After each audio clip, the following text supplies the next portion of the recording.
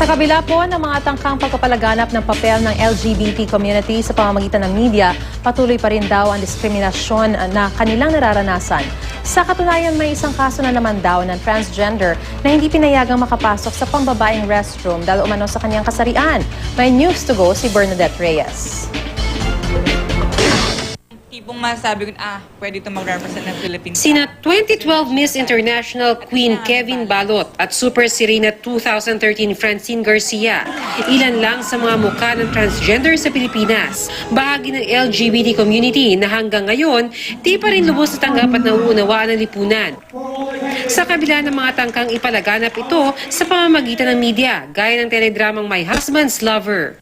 Si Mara Latorre o John Gerard bago nagpa-sex change, nagreklamo sa Quezon City Prosecutor's Office dahil sa anyang diskriminasyon sa kanyang pagkakakilanlan sa sarili bilang babae sa mismong pinagtatrabuhuang call center noong February 20. Pumasok po ako sa female restroom during our break.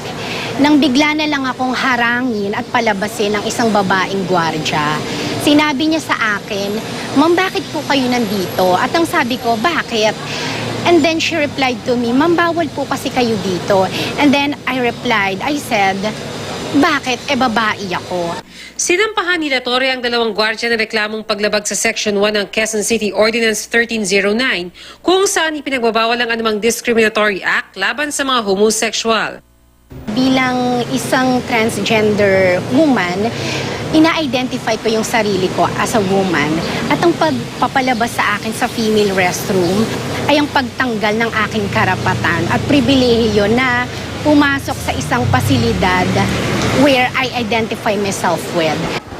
Dati na rin nabalita ang pagtanggi ng ilang bar na papasukin sina Inday Garutay at bibigan ng hari dahil sa pagiging transgender. Ang Association of Transgender People of the Philippines, suportado ang reklamo ni Mara. So naniniwala kami na itong kaso ni Mara ay isang magandang test. This will be a good test to see whether this ordinance has teeth. So that's what we're hoping. We hope and we will closely monitor. I am filing this case not just for myself, but for other transgender men and women also who have suffered discrimination.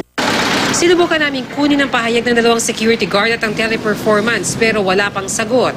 Sa ating lipunan, hindi malinaw kung saan ba dapat pumasok ang isang transgender, ladies o men's room.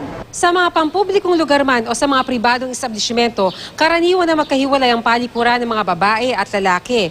Pero may mungkayang CHR para maiwasan ang makaramdam ng diskriminasyon ang mga transgender.